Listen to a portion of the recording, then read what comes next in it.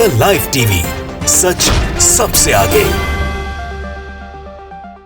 नमस्कार, the live TV आप देख रहे हैं, आपके साथ मैं हूं आदित्य कुमार।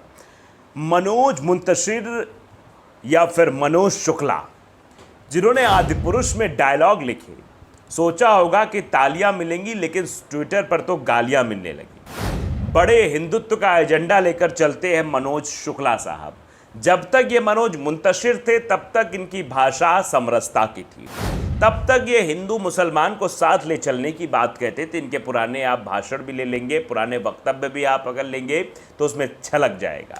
लेकिन अब चीज़ें अलग हो गई। जब से मुंतशिर से शुक्ला पर आ गए, तब से मनोज साहब का भविष्य भी परिवर्तित हो गया।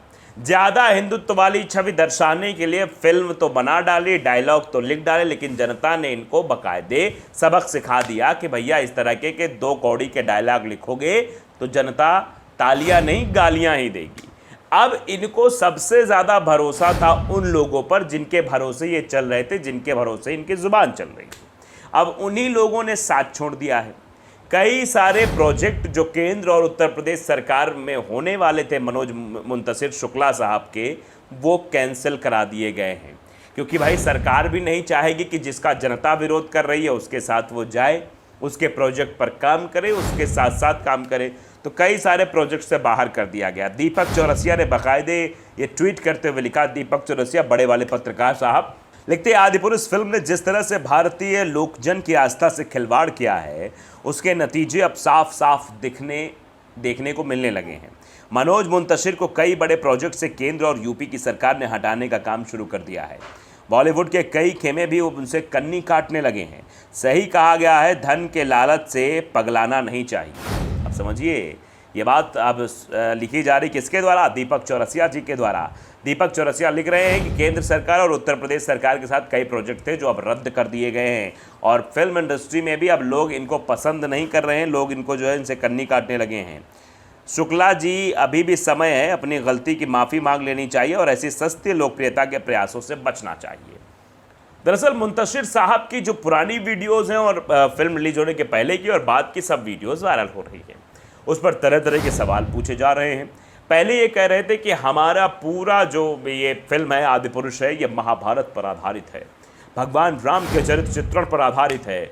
और फिर उसके बाद जब कंट्रोवर्सी आ गई, जब उसमें तेरे बाप की लंका वाले डायलॉग और इस तरीके के डायलॉग डिलीवरी और कुछ कटिंग चीज़ें उसमें प्रस्तुत की गई, जिसमें माँ सीता को भी दिखाया गया कि लास्ट में जब पहली बार ही रावण युद्ध में आता है, जबकि सूर्यकांत त्रिपाठी निराला जो लिखते हैं वो उन्होंने राम की शक्ति पूजा लिखी है, उन्होंने उस वक्त का वृतांत लिखा है जब पहली बार रावण युद्ध में आता है तो राम जी की सेना काफ़ी खलबली मच जाती है।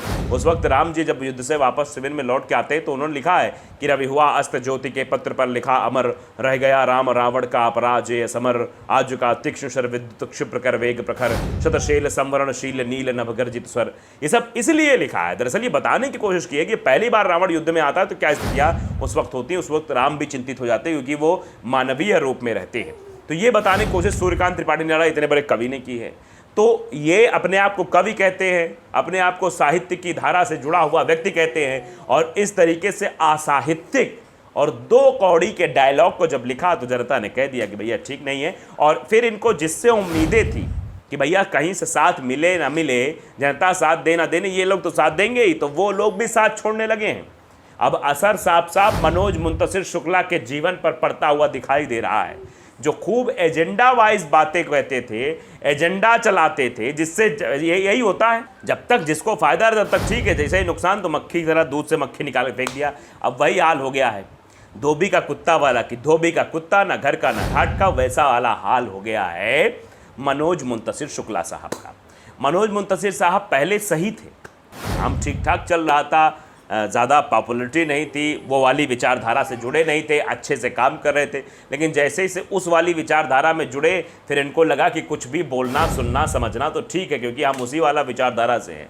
तो ये समझिए आप कि आप जितने ज़्यादा लोकप्रिय हैं, कहते नहीं कि जो जितना ऊंचा वृक्ष होता है उसको जो है आंधियों का सामना ज़्यादा करना पड़ता है, उसे गिरने की संभावना उतनी ज़्यादा रहती है, इसलिए लचीलापन होना बहुत आवश्यक है। सफ़ेदा लिपस्टिक आपने देखा होगा, उसका पेड़ बहुत बड़ा होता है, बहुत कम गिरता है, आपने भी देखा होगा।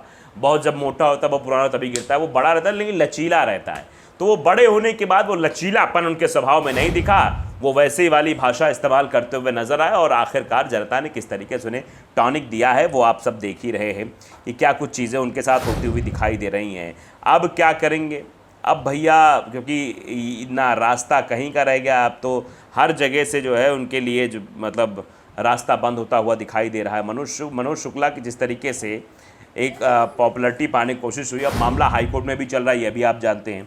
आदिपुरुष पर इलाहाबाद हाईकोर्ट की लखनऊ बेंच सख्त, मनोज मुंतशिर सहित निर्देशक निर्माता को पेश होने का आदेश। तो मनोज मुंतशिर साहब के चक्कर में निर्माता निर्देशक भी फंसे हुए हैं। अब जब एक फिल्म के सीन की बात हो रही थी, उस सीन पर भी जब सवाल उठा तो मुंतशिर साहब कह रहे थे कि डायलॉग तो हमने लिखे लेकिन हमको सीन से मतलब नहीं है। यानी मुंतशिर साहब ये बताना चाह रहे थे कि निर्देशक साहब की सारी गलती है, हम तो बस खाली हमसे कह दिया गया डायलॉग लिख दो, हमने लिख दिया, वो जैसा कैरेक्टर प्रदर्शित कर रहे थे वैसा कैरेक्टर हम चुनते चले गए।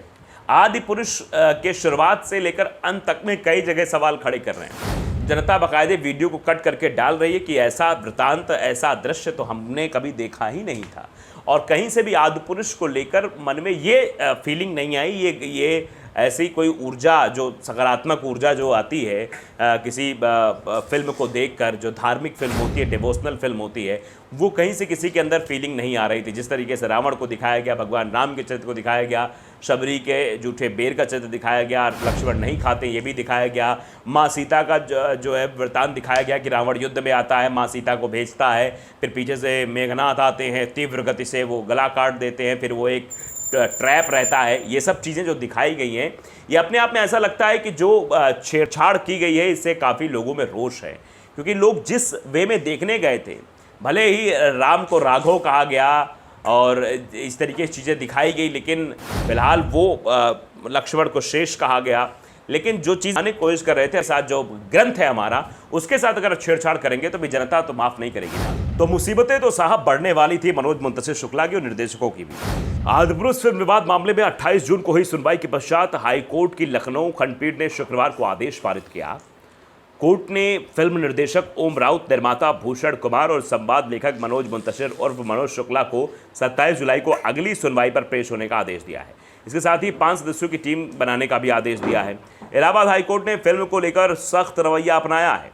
इलाहाबाद उच्च न्यायालय के लखनऊ पीठ ने अब विवादित फिल्म आदिपुरुष के निर्देशक ओम राउत, निर्माता भूषण कुमार और संवाद लेखक मनोज मुंतशिर को तलब किया है।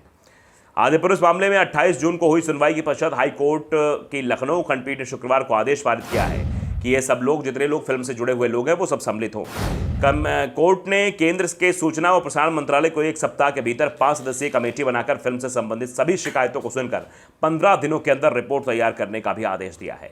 यह आदेश न्यायमूर्ति राजेश सिंह व चौहान, न्यायमूर्ति श्री प्रकाश सिंह की अवकाशकालीन पीठ ने 2 जनहित याचिकाओं पर दिए आदेश में कहा है कि इस मामले में सेंसर बोर्ड ने अपना दायित्व ठीक से नहीं निभाया और न ही सूचना और प्रसारण मंत्रालय ने अपनी विधिक शक्तियों का प्रयोग करते हुए कोई उचित कार्रवाई की है। कोर्ट ने कहा कि मंत्रालय 5 सदस्यीय कमेटी में दो सदस्य ऐसे रखे जाएं जिन्हें वाल्मीकि रामायण व तुलसीकृत रामचरितमानस और दूसरे संबंधित धार्मिक ग्रंथों का ज्ञान हो। कमेटी की रिपोर्ट अगली सुनवाई कोर्ट में भी दाखिल करने का आदेश दिया है। कोर्ट ने फिल्म प्रमाणन बोर्ड के चेयरमैन व सचिव सूचना व प्रसारण मंत्रालय का व्यक्तिगत हलफनामा भी मांगा है। तो फिलहाल ये सब चीज़ें हो रही हैं, कोर्ट में मामला चल रहा है और जनता कोर्ट में चल रहा है। सरकार ने भी सीधे तौर पे हाथ पीछे खींच लिए हैं। हर जगह से मनोज मुंतशिर शुक्ला को नुकसान होता हुआ दिखाई दे रहा है। अब आगे क्या होगा ये वक्त बताएगा, लेकिन फिलहाल तो कैरियर पर एक पट्टा और एक बहुत बड़ा ब्रेक तो जरूर लग गया है। तो द लाइव टीवी को अगर आपने सब्सक्राइब नहीं किया जरूर करिए, बेल आइकन दबाइए ताकि सच खबर आप तक पहुंचती रहे। नमस्कार। द लाइव टीवी, सच सबसे आगे।